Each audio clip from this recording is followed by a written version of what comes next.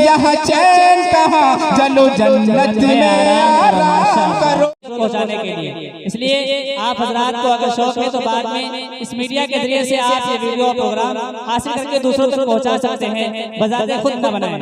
हजरात गिरामी, हमारे दरमियान मेहमान मुकर्रम हजरत मौलाना मोहम्मद अखलाक साहब कासिमी दामत बरकातुहुल आलिया तशरीफ ला चुके हैं। अब मैं बिला किसी ताखीर और तमहीद के हजरत मुफक्किर इस्लाम, पैकर अखलाक, हामिये सुन्नत, माहिये बिदात और मुफक्किर कौम मिल्लत हजरत मौलाना मोहम्मद अखलाक साहब कासिमी बाराबंकी दामत बरकातुहुम को इन शेर के साथ मदऊ कर रहा हूँ कि हम्द के वाजिबात कह दीजिए, हम्द के वाजिबात कह दीजिए, नात बहरे नात कह दीजिए, रोशनी में किताब और सुन्नत की दिल में उतरे वो बात कह दीजिए। हजरत तशरीफ लाएं और सामईन को अपने बयान से महसूस फरमाएं।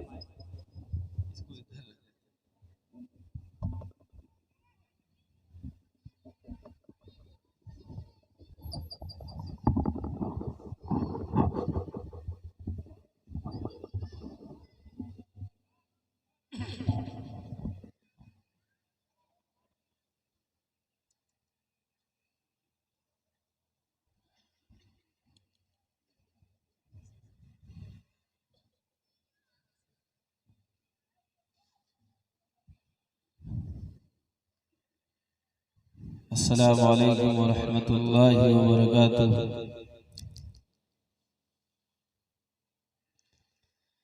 अल्हम्दुलिल्लाहि नहमदुहु व नस्तईनुहु व नस्तगफिरुहु व नु'मिनु बिही व नतवक्कलु अलैहि व नऊज़ु बिल्लाहि मिन शुरूरि अनफुसिना व मिन सय्यिआति अअमालिना। मन यहदिहिल्लाहु फला मुज़िल्ल लहु व मन युज़लिलहु फला हादिय लहु।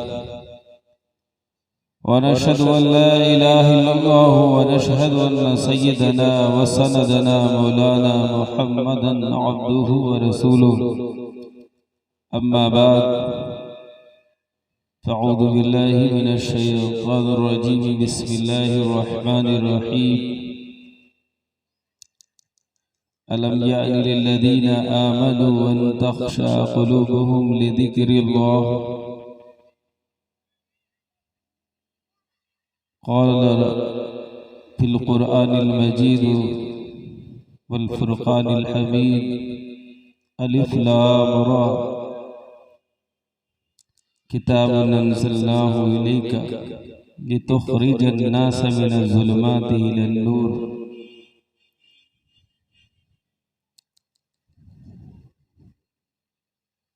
सदक़ल्लाहुल अज़ीम। अन मिर्दास इब्न अस्लमी क़ाल क़ाल रसूलुल्लाह सल्लल्लाहु अलैहि वसल्लम यज़हबून सालिहून अल-अव्वल फ़ल-अव्वल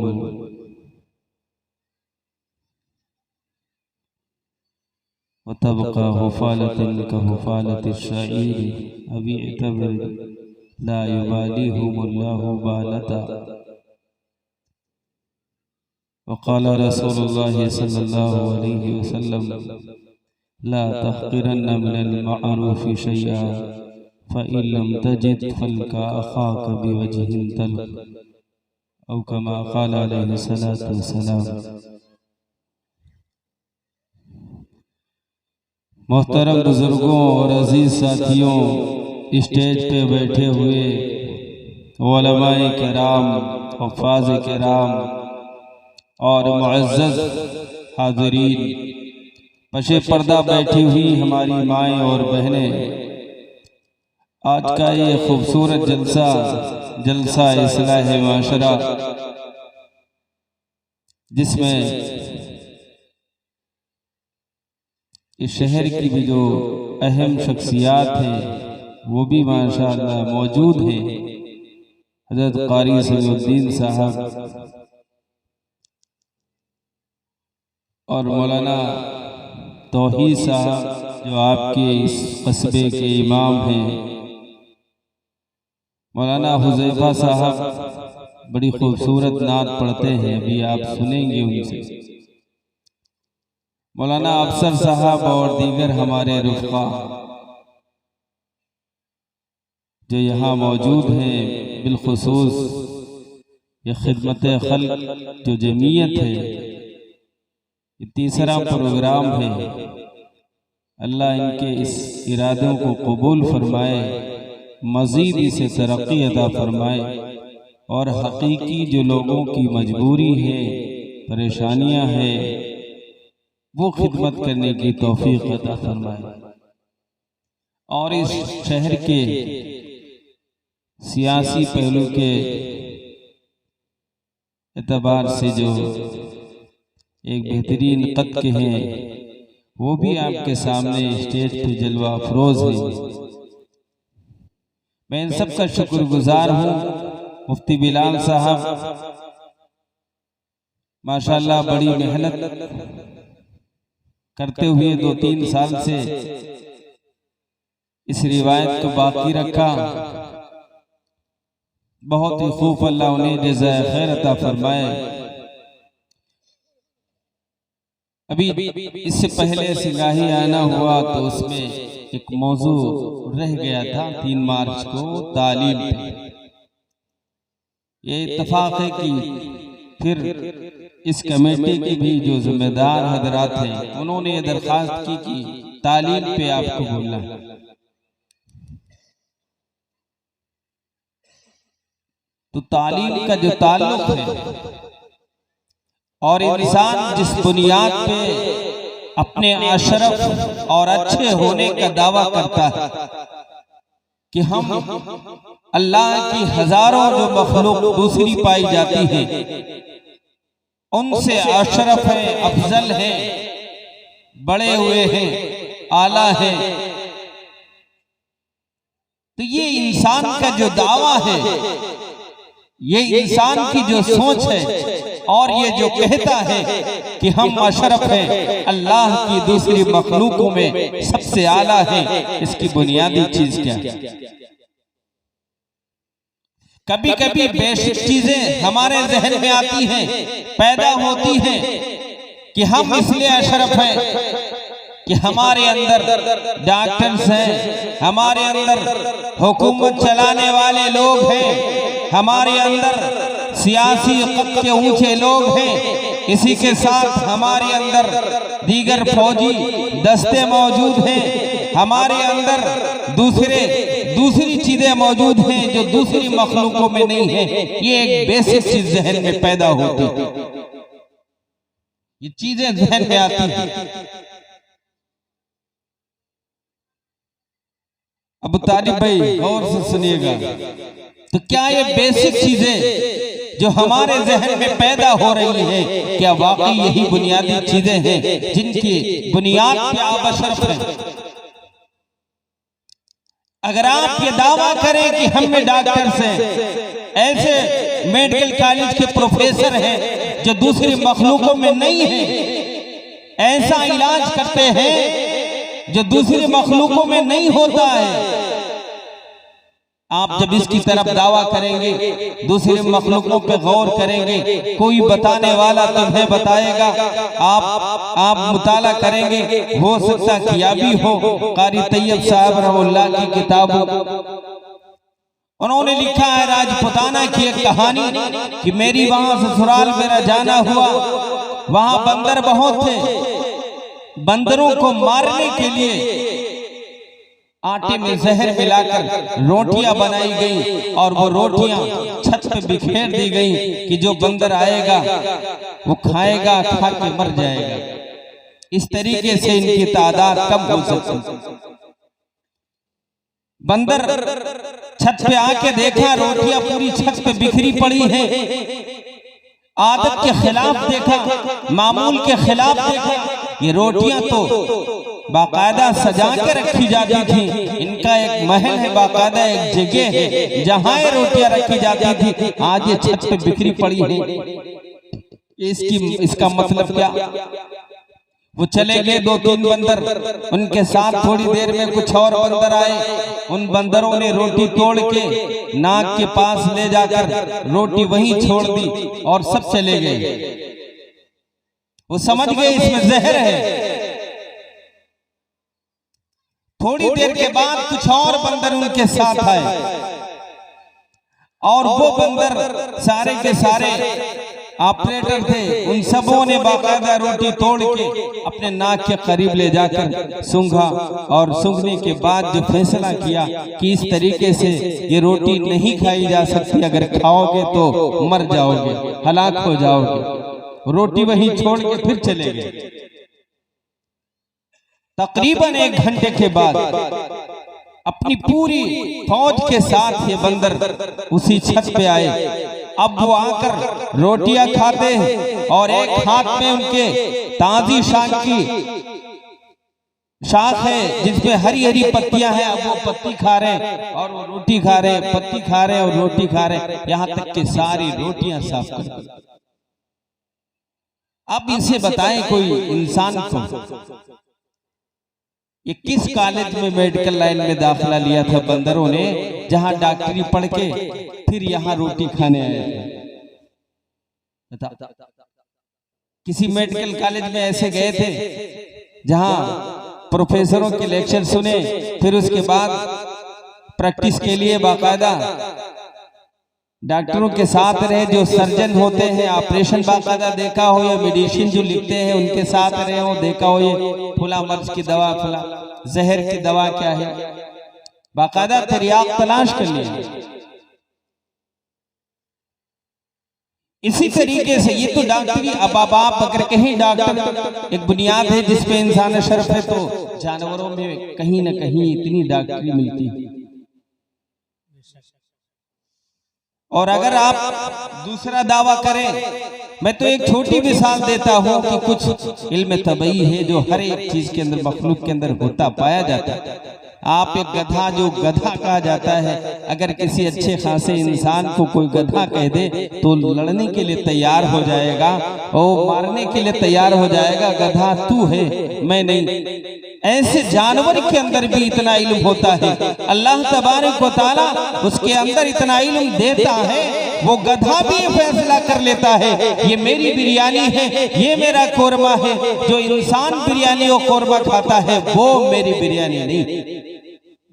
आप रखिए उसके सामने, ये जलसा हो रहा, यहाँ बिरयानी पकी, आप गधों को बुलाइए कि आओ, आप बेहतरीन खाना आज खिलाते हैं, आज यहाँ का जलसा है, चलो बिरयानी खिलाते हैं। बताओ गधा बिरयानी खाएगा? इतना इल्म तो उस गधे को भी है, वो बिरयानी नहीं खाएगा, बल्कि उसकी बिरयानी घास है, वो घास ही खाएगा।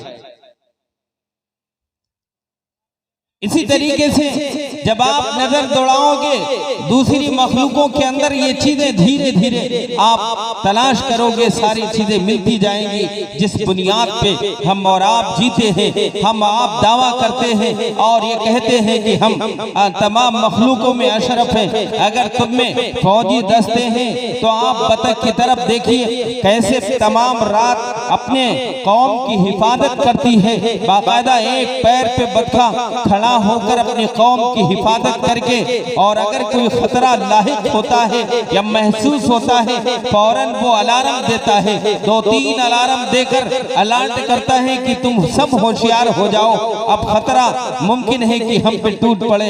इस तरीके से बेदार रहकर एक छोटी मखलूक अल्लाह की अपनी कौम की हिफाजत करती है। यहाँ तक कि हजरत सुलेमान अलैहिस्सलातु वस्सलाम जब अपने लश्कर के साथ जा रहे थे, एक छोटी सी मखलूक जिसका नाम चींटी है, उस चींटी ने बाकायदा अपनी कौम की हिफाजत के लिए, उसके बचाव के लिए, ये कुरान के अंदर अल्लाह ने बाकायदा बयान फरमाया है। अल्लाह ने फरमाया है उस चींटी ने अपनी कौम की हिफाजत के लिए एक ऐलान किया, एक आवाज लगाई, ऐ मेरी मखलूक तुम सब अंदर हो जाओ, तुम सब अंदर हो जाओ, कहीं ऐसा ना हो बेखबरी के आलम में सुलेमान अलैहिस्सलातु वस्सलाम का लश्कर तुम्हें कुचल न दे। इस तरीके से छोटी छोटी मखलूकों के अंदर अल्लाह तबारक व तआला ने ऐसे हिफाजती दस्ते पैदा किए।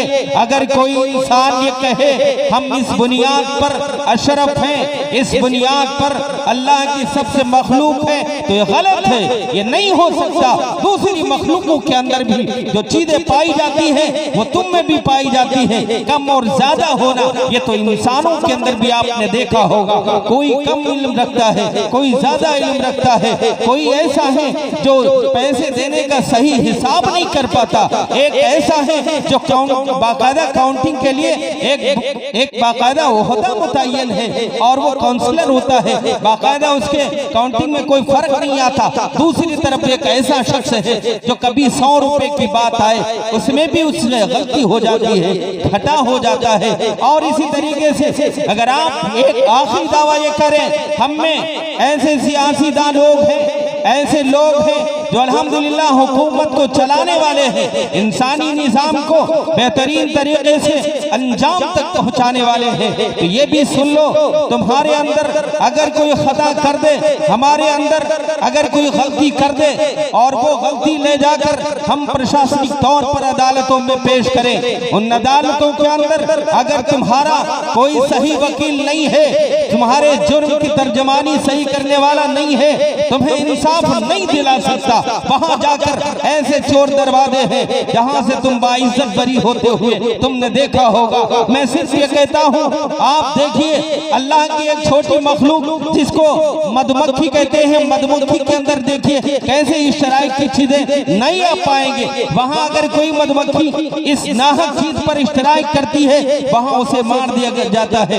कत्ल कर दिया जाता है। आपने अक्सर देखा होगा छतों के नीचे ये चीजें आप देखे होंगे कि मरी हुई मधुमक्खियां मिलेंगी, उन्हें सिर्फ इसलिए मार दिया जाता है कि वो अपने मुंह में गलत शहद लेकर आ गई, शहद में मिलाने की कोशिश की, जहर लेकर आई थी। ऑपरेटर ने चेक किया, बाकायदा उस चेकिंग के अंदर ये गलत पाई गई, उन्हें मार दिया गया। उनकी कौम कोई इश्तराक नहीं करती है, कोई इhtजाज नहीं, कोई मुजाहरा नहीं। बहरहाल इस तरीके से तमाम चीजें वो पाई गई, लेकिन हमारे अंदर भी वो चीजें हैं, उनके अंदर भी वो चीजें हैं। अब किस बुनियाद पे आप कहते हो हम मशरफ हैं? तो आज ये सुन लो, हम इस बुनियाद पे अशरफ हैं, हम इस बुनियाद पे आला हैं, हम इस बुनियाद को खुसूसियत के साथ लोगों के सामने बयान करते नहीं, इसलिए नहीं हमारे सामने आती, लेकिन अशरफियत इसलिए है कि हमारे अंदर मदरसे हैं, हमारे अंदर इल्म को मुंतकिल करने की जो चीज है वो दूसरी मखलूकों में नहीं है। हम पढ़ते और पढ़ाते हैं, हम पढ़ने और पढ़ाने का जो नज़्म रखते हैं वो दूसरी मखलूकें नहीं रखती हैं। आप इन मखलूकों के अंदर कॉलेजेस नहीं पाओगे, यूनिवर्सिटियां नहीं पाओगे, मदरसे नहीं पाओगे। अल्हम्दुलिल्लाह हमारे अंदर ये सारी चीजें हैं, इनके अंदर नहीं। इस बुनियाद पर हम अशरफ हैं, इस बुनियाद पर हम आला हैं। ये बुनियाद आज मैं ये कहता हूँ और आप सब ये जानते हैं, मैं बिल्कुल इससे इनकार नहीं करता। कुरान अल्लाह ने इंसानों की हिदायत के लिए भेजा। अल्लाह तबारक व तआला का ये कलाम बिल्कुल ये मौजू बात सही है, बिल्कुल सच कहा आपने, समझा भी है। लेकिन और इससे आगे बढ़िए, क्या कुरान के वक्त आप देखिए उस जमाने को, क्या उससे पहले आप बुमुस को देखिए, आप बरनबास को देखिए, आप नाउस को देखिए, ये बड़े बड़े लोग हैं आज जिनको दलीलों में पेश किया जाता है। यही वो यहूदी, यही वो बरनबास के मानने वाले, यही ईसाई पेश करते हैं, दुनिया वालों को दिखाते हैं। आओ मैं 1400 साल पहले की बात तुम्हें कर दिखाता हूँ। ये वो शख्सियात हैं जिनकी बुनियाद पे हमने तस्कीरें की हैं, हमने मेहनतें की हैं, हमने इनकी बातों को माना, इनकी इत्तबा की है, जिससे आज हमारे यूनिवर्सिटियों के अंदर, हमारे कॉलेजों के अंदर ये तरक्की इल्म में दिखती है। मैं ये कहता हूँ कुरान जब आया 1400 साल पहले, मैं देखता हूँ इंसान अपने सीनों में इल्म रखता था, इंसान अपने जाती तौर पर सिर्फ इल्म रखता था।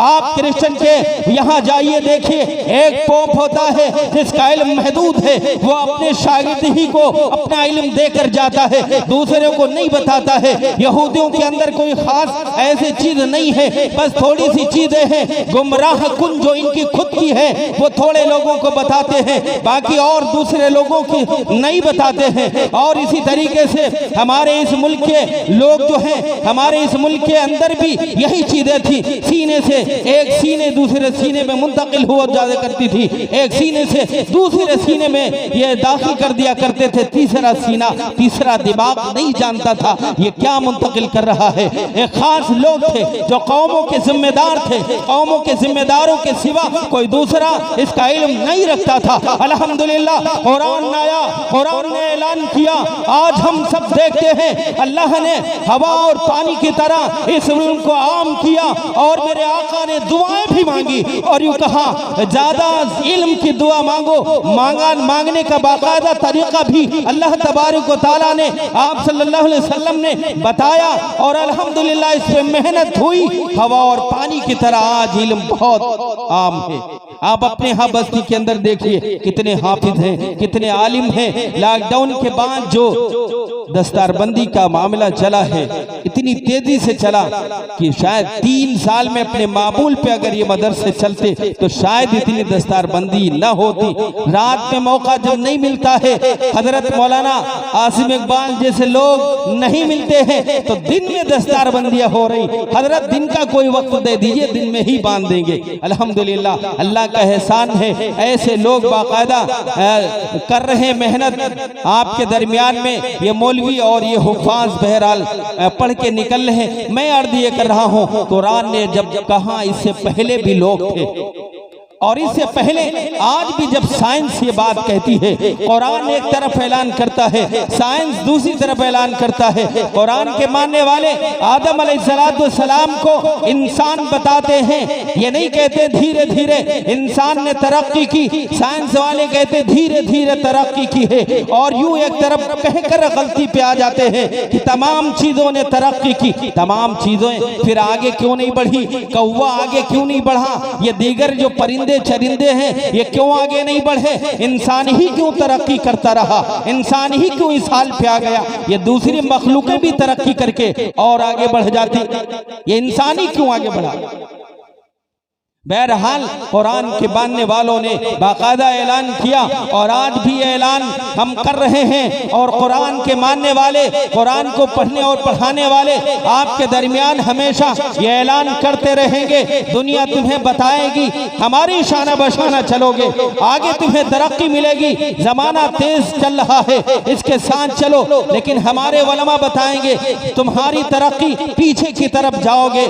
सहाबा को वो दौर देखो, आज भी एतराज करने वाले ये एतराज कर रहे हैं, कल भी एतराज करने वाले एतराज करते थे, कल भी कहते थे नऊज़ बिल्लाह ये कुरान अल्लाह का कलाम नहीं है, ये अल्लाह की किताब नहीं है। और आज भी ये कहने वाले ये अल्लाह का कलाम नहीं है। आप सल्लल्लाहु अलैहि वसल्लम ने बाइबल से कुछ चीजें ली हैं, तौरात से ली, जबूर से ली, इंजील से ली है। आज भी कहने वाले ये कहते हैं, उस वक्त भी कहते थे हमारा कुरान कल भी वही था, कल भी वही ऐलान कर रहा था, आज भी यही कर रहा है, कयामत तक की है कि तुम कुरान इस जैसा ले आओ, 10 सूरतें ले आओ, एक आयत ले आओ, एक सूरत ले आज भी मैं ये कहता हूँ, आज भी मेरा कुरान ऐलान करता है। इस कुरान को मुनकिर जो ऐलान करते हैं ना, इनकार करने वाले, उनसे आज भी ये कुरान कह रहा। ये सिर्फ मैंने बात इसलिए छेड़ी है कि जिस तरीके से आज जरूरी है इस वक्त कि लड़कियों के अंदर इर्तिदाद फैल रहा है, इसी तरीके से लड़कों के अंदर भी ये ऐसी चीजें डाल के फेसबुक और व्हाट्सएप और यूट्यूब के जरिए से ऐसी चीजें डाल के बाकायदा मेहनत करते हैं कि अगर कोई कुरान और हदीस का माहिर नहीं है तो वो सही समझ नहीं पाएगा और वो उसमें बहक जा रहा। बहरहाल बहक जा रहे हैं बहुत सारे नौजवान। हमारा एक साथी है, आधा मौलवी है, बेहतरीन पढ़ा लिखा है, लेकिन इसके बाद उसने बाकायदा दुनिया की तालीम हासिल की, ग्रेजुएट, पोस्ट ग्रेजुएट, उसके बाद में बाकायदा लेक्चरार इस वक्त बेहतरीन लेक्चर देता है। और वो उसका ये हाल है, मेरा साथी है, उसका ये हाल है। उसने कहा कहीं ना कहीं मैं ये सोचने पे मजबूर हो जाता हूँ कि ऐसा क्यों है। जैसे उन्होंने कहा अल्लाह तबारक व तआला के कब्जे में सारी चीज है, सबको बनाया है, बिल्कुल सच है, सबको बनाया है, पैदा किया है, खालिक है। अब वो कह रहा कि अगर कोई बुराई कर रहा, अगर कोई जहन्नम में जा रहा तो बनाया तो अल्लाह ही ने है, पैदा तो अल्लाह ने किया। अब वो जा रहा तो क्या गोया कि नौज़ बिल्लाह अल्लाह ही चाहता, इसलिए वो जा रहा। या इसी तरीके से और बुनियादी चीजें पैदा करते हैं जिसमें इंसान बहक जाए। मैंने इससे पहले एक इबारत पढ़ के वहां सुनाई थी।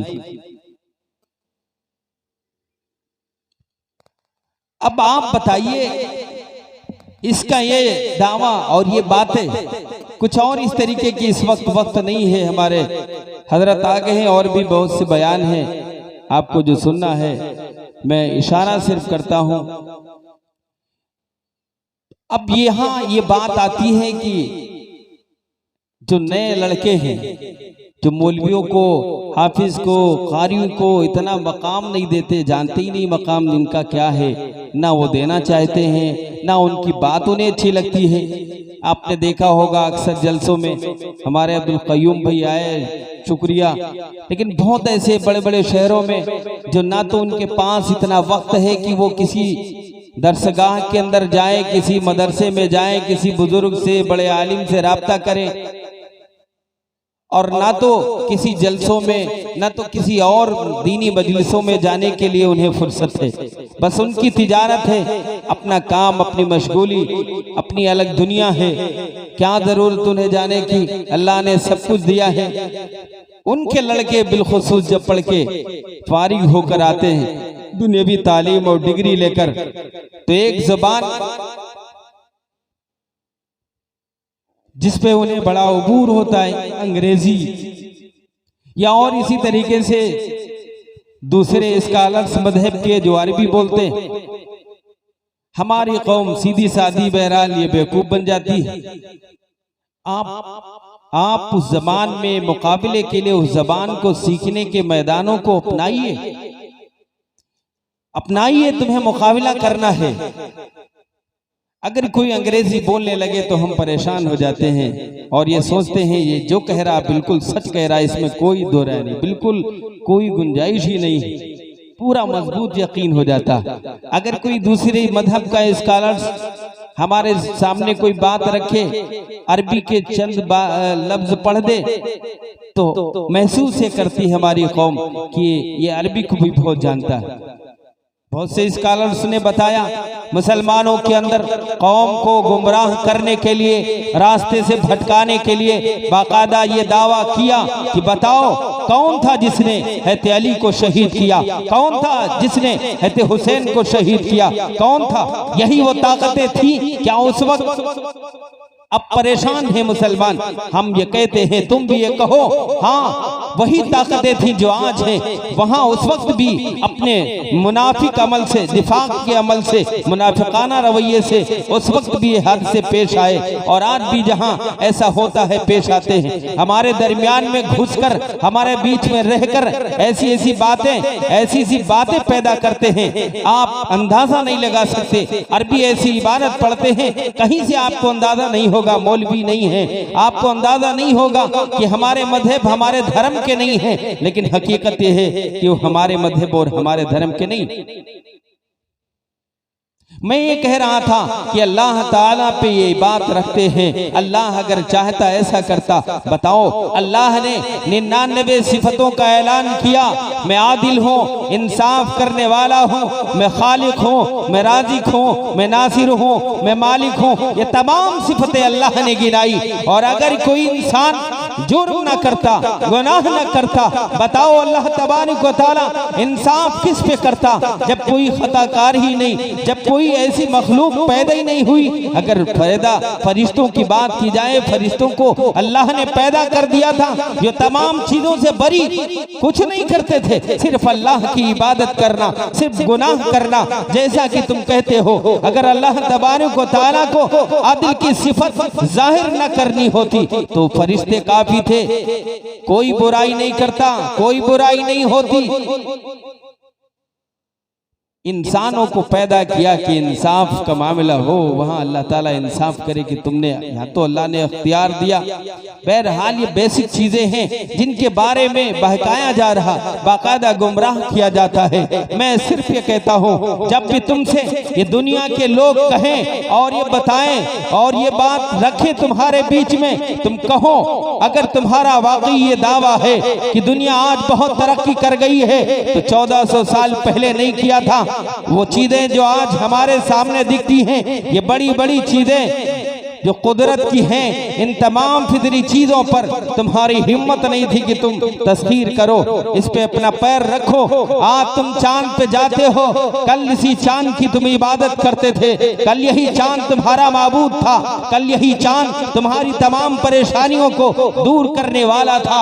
आज इसी चांद पे जाकर इसी तालीम, कुरान की तालीम की बुनियाद पे जब कुरान ने ऐलान किया, वही ईरान, वही रसिया जिसने जंग का ऐलान किया था, जिसने अपनी तमाम ताकतें लगाई थी, वही रसिया आज जो है वहां जाने के लिए परेशान, और वो जा रहा है कि सबसे ज्यादा तादाद मेरी हो। वही रोमन एम्पायर, वही अमेरिका, वही जो है ये रूम, यही लोग आज सबसे ज्यादा, यूरोप के मुल्क वाले भी ये चाहते हैं हमारी तादाद सबसे ज्यादा हो वहां पहुंचने की। कल जब इस्लाम ने ऐलान किया था तो तुम सबने बगावत की थी, मिल के बगावत की थी, चारों तरफ से हमले किए थे इस्लाम के मानने वालों पे, कुरान पे, इस दावे पे, इस ऐलान पे। लेकिन मजीद जब आगे बढ़े, अल्लाह तबारक व तआला ने बाकायदा इस पे मेहनत करने की वजह से इसके फल भी दिखाए, नतीजे भी सामने आए। यही दरिया जिसको एनर्जी के लिए इस्तेमाल करते थे,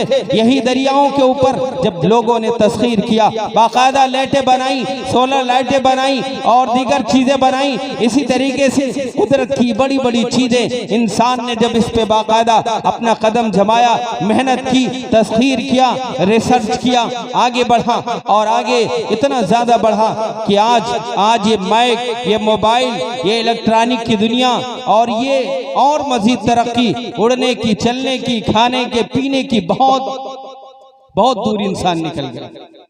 अब इस दौर में तुम्हें लोग परेशान करते हैं कि इतनी दूर दुनिया निकल गई और तुम इस्लाम के मानने वाले हो, इतना पीछे आ गए। हाँ, हम जानते नहीं हमारी तारीख क्या है, हमारा सब क्रेडिट मगरिब को चला गया। बड़ी खामोशी से हम तमाशाई बन के देखते रहे, हमें तो नजर ही नहीं आता हमारा उसवा कहाँ है, हम किस में अपना उसवा, अपना आइडियल बनाएं। बताओ, क्या तुम्हें हज़रत अबू बकर सिद्दीक रज़ियल्लाहु ताला अन्हु में अपना आइडियल नहीं दिखता है? क्या तुम्हें अपनी कामयाबी उस आपकी जिंदगी में नहीं दिखती है? हज़रत उमर की जिंदगी में नहीं दिखती है? हज़रत उस्मान गनी, हज़रत अली की जिंदगी में नहीं दिखती है? आपसे कहा जाता है इस्लाम तालीम की बात तो करता है, लेकिन तालीम पे कोई जोर नहीं देता, क्यों नहीं बताते हो? आओ देखो हज़रत अबू हुरैरा रज़ियल्लाहु ताला अन्हु की तरफ, एक ऐसे मदरसे से ताल्लुक रखने वाले हैं जिसकी कोई बिल्डिंग नहीं है, कोई इमारत नहीं है, कोई चमक दमक वाला मदरसा नहीं है, कॉलेज नहीं है, ऐसी छोटी जगह पे इल्म हासिल करने वाला तालिबे इल्म जो भूखों पे ये हाल हो कि कई फाकों पे फाके होते हो, ऐसा भूखा रहने वाला तालिबे इल्म कि कई फाके कर जाए। आपने सुना होगा हज़रत अबू बकर सिद्दीक, हज़रत उमर फारूक निकल कर चले गए, गुजर कर चले गए, आप सल्लल्लाहु अलैहि वसल्लम लेकर गए, दूध पिलाया, तमाम साहब सुफ़ा को पिलाया और इसके साथ साथ कुर्बानियां देते रहे, यहाँ तक कि आपका इल्म सारी दुनिया में अल्लाह तबारक व तआला ने फैलाया। वो छोटी जगह हो, दारे अरकम हो या मदीना मुनव्वरा हो, इसके बाद ये आप रसिया में भी जाएं, वहां भी आप देखेंगे, और वहां मगरिब की तरफ जाएं, यूरोप और एशिया, तमाम बर्रे आजम के अंदर अल्लाह तबारक व तआला ने आपकी मेहनत से अल्लाह ने इल्म फैलाया और फैला। हमारे अंदर कुरान और हदीस हमारे सामने मौजूद हैं, बाकायदा ये हमें तरगीब देते हैं, कुरान और हदीस बताते हैं कि तुम पढ़ो, मेहनत करो, आगे बढ़ो, बिल्कुल मना नहीं करते हैं। ये हमारी अपनी सोच है कि हमें लगता है कि रोका जा रहा है और हम पीछे हैं, इसलिए आज हमारी ये सोच धीरे धीरे बन गई है कि बस हमें यही रहना। लेकिन हकीकत यह है, इस कौम को बेहतरीन डॉक्टर, बेहतरीन इंजीनियर, बेहतरीन मास्टर, हर एक की, एक बेहतरीन सियासतदान की भी सबकी जरूरत है। ये हर तरफ, हर पहलू और हर शोबे के अंदर इतना कमजोर हो गया है कि हर जगह जरूरत है। दुनिया आज वो तालीम लेकर भी परेशान है, वो चाहती है कोई ऐसी तालीम हमारे अंदर आए जिससे हम सुकून हासिल करें, अमन हो हमारे बीच में, हमारे दरमियान में, एक ऐसा अमन जो इससे पहले था। लेकिन आज अगर ये खोई हुई चीज कोई दे सकता है तो यही मुसलमान दे सकता है, यही मुसलमान जिसने कल काम किया था, आज भी अगर अहद करे तो इस मुल्क के अंदर अभी मादी करीब में APJ अब्दुल कलाम ने जो देकर गए इस मुल्क, ये मुल्क उसको याद करता है और याद करता रहेगा। आप अगर इस तरीके से साइंसी मराकिज कायम करके और ऐसे सियासतदान पैदा करके इस मुल्क को देते रहेंगे, बताओ इस मुल्क की तरक्की होगी। और जब इस मुल्क की तरक्की होगी तो तरक्की में कहीं ना कहीं तुम्हारा नाम जरूर आएगा, और जब तुम्हारा नाम आएगा, इस्लाम से जुड़ा हुआ नाम होगा, तो तुम्हारे इस्लाम का भी, तुम्हारा भी, तुम्हारी कौम का भी सर बुलंद होगा या नहीं होगा। आप चाहे जिस शोबे में हो, डॉक्टरी के हो या और साइंस के हो या किसी भी शोबे में हो, जब आप जाएंगे वहां तरक्की करेंगे, अल्लाह तबारक व तआला इसकी वजह से तुम्हारा भी सर ऊंचा करेगा, तुम्हारी कौम का भी सर ऊंचा करेगा। इसलिए कुरान और हदीस के साथ साथ ये असरी उलूम भी हासिल करना है। कल तो तुम बहुत शेर थे, कल लीबानों के अंदर राइट टू एजुकेशन के लिए तुम मर जाया करते थे, आवाजें उठाते थे और ये बात कहते थे कि हमको ये राइट दिया जाए। और जब ये बाकायदा संविधान में बन गया, कानून की शक्ल और दर्जा ले लिया, तब तुम पीछे हो गए। इसके साथ साथ एक बात ये भी है, अल्लाह ताला दूर करे, मैंने इससे पहले जिक्र किया था कि वृंदावन के मैदान के अंदर जो पहला हुक्मनामा जारी किया था इन अंग्रेजों ने, कहीं ना कहीं इसका असर आज भी है और ये असर देखा जा रहा है।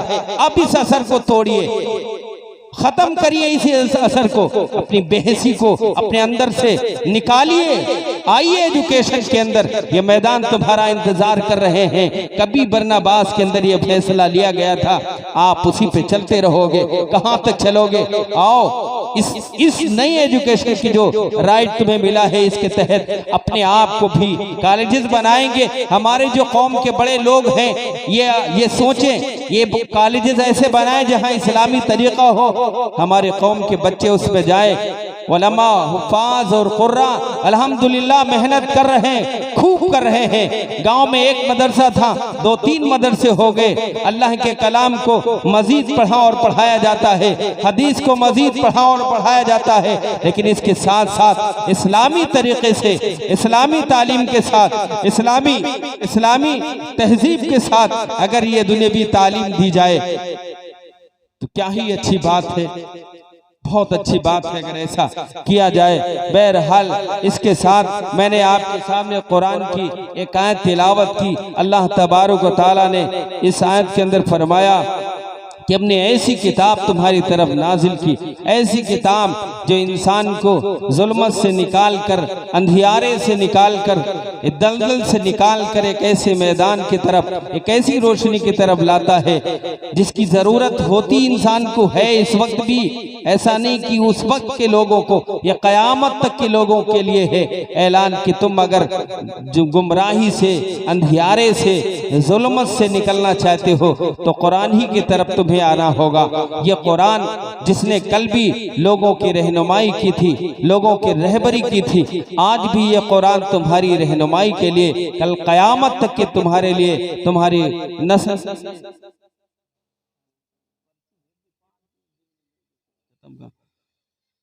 तैयार है।